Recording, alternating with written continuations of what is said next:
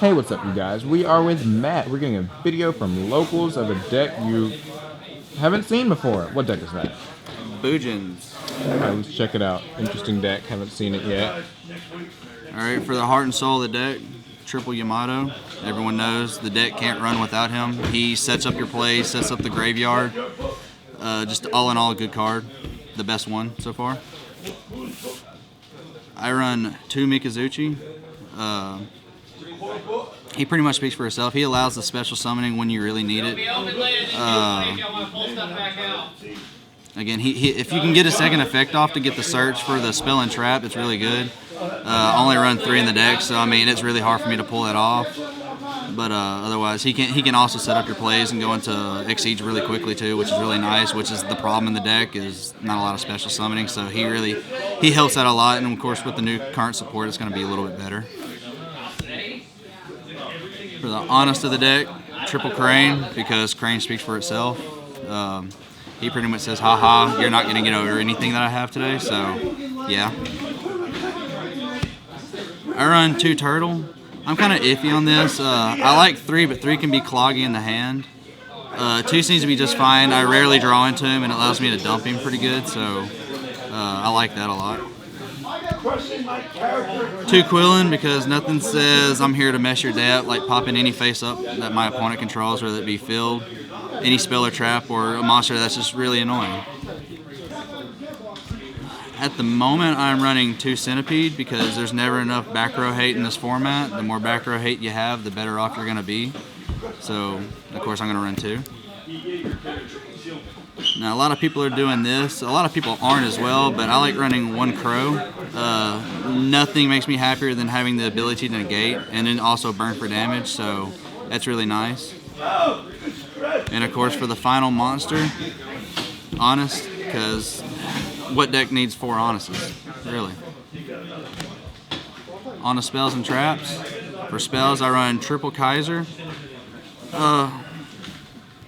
I liked it at 2, but I rarely draw into it, and since everyone at my locals likes to play meta, this really can shut down a lot of their decks. We had a small tournament today, and I opened up with it almost every turn, so it was really nice. 3 can get cloggy, but if they can't MST it and get rid of it, you can always dump it for Yamato to get that Crane in hand if you don't have anything to dump. So, the infamous 2 Tinky, because everyone thought it dropping to 2 wouldn't hurt the deck, and it hurts it so bad. So, of course, you're going to run your 2. More back row hate, 2 MST.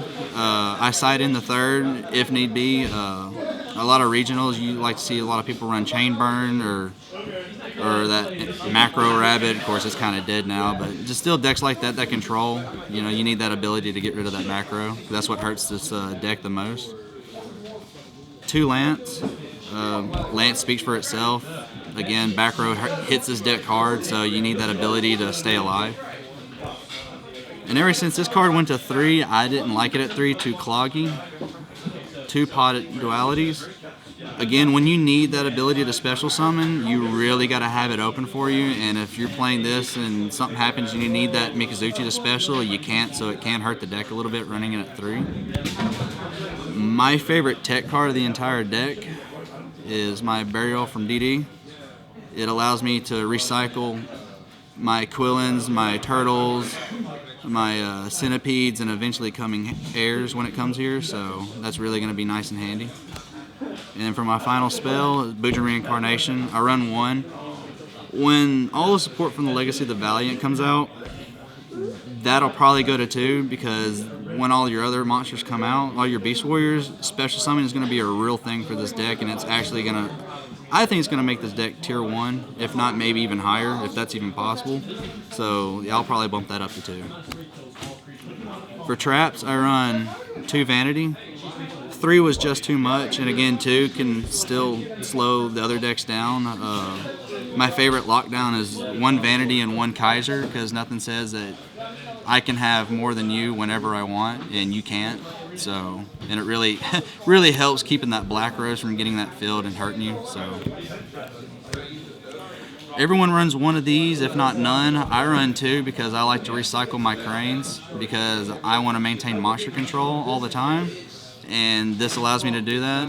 Every now and then you'll see me grab a Beast Warrior if I'm in a tight situation, but this is mainly to get my cranes back in hand because a lot of people don't realize you burn through cranes really fast. I run 2 Phoenix chain over Veilers because Veiler's good for a 1-turn stoppage or stall, as to this can allow me to stall for several turns if they can't get rid of this or they can't exceed or overlay, or even synchro for that fact. So this allows me to stall for a little bit longer if need be, so I'm really liking Phoenix chain in this deck. 2 Mirror Force because again nothing says field control like Mirror Force does, and I hope it stays at 2. I don't want it to go to 1 because even then I still think that can hurt the deck a lot, because when usually you see 1 Mirror Force, you don't really see a lot of people go into 2, and this deck does, so it's really funny to watch them see the face drop. I run 1 Call the Haunted. It has helped me out a lot. It's that time where you have cranes in hand and no Beast Warriors on the field, but you got them in the grave, and you can get that Beast Warrior out. And then at that time, you can just go off with your crane, so that's really nice. I run 1 Compulse, 1 Bottomless, and of course 1 Warning to finish up the 41 card deck. Staples. I just want to do that extra really quickly. Sure. For the extra, right now I run the Gem Knight Pearl, get over the Evil Swarm Ophions, because Evil Swarm's still a real thing. I run 1 Gaia Charger, because it's Gaia Charger and piercing's always fun. 1 Utopia, again, need that ability to negate.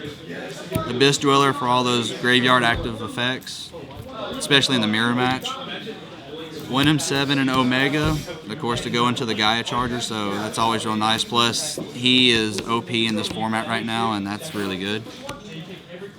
1 Catastor. I sight in Veilers just in case I need it. It did help me out and stall a lot today, so that was really good. Cowboy for the burn. As of right now, currently I'm running 3 Susanoo. 2 just seems like too little. 3 seems a little too much. I'll drop him when Tsukiyomi comes out, so that'll be nice. 1 Kagasuchi because again he can protect another Beast Warrior from being destroyed, so that's always good. And the mill effect's not too bad as long as you get decent mills. It's again the Light Sworn effect. 1 Starleash Paladynamo because it's Starleash Paladynamo. 1 Tiger King because nothing says I'm going to negate everything and get rid of that stupid Beetle safe zone lockdown the Evil Swarms does.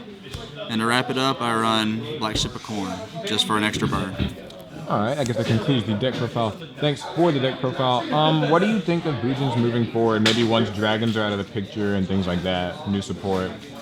Peacock is really good. Granted, it's got that restriction to where you can only play it in main phase 2 and you can't activate any other effects but Bujins, but I mean, that's fine. I can go in Yamato, and if I have a crane in hand but no turtle, or I have a turtle and no crane, or I don't have either or, right, that allows me to get to it, and of course I can use Yamato's effect to dump and search, and it does help set up a lot of plays. It's pretty much your Foolish Burial without having to send directly from deck to graveyard. So again, that's another thing that can get over that vanity.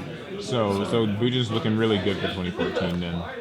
Yes, especially after Primal Origin, if the rumors are true and they do get the support that they're going to get, they will be top tier because they'll fix the problem of not being able to special summon, and that will really set the deck off. Alright, well, thanks for the deck profile. If you guys enjoyed this, be sure to give it a thumbs up, leave a nice comment below, and share it, favorite it, subscribe for more great Yu-Gi-Oh content, and thanks again for the deck profile. Yes, sir.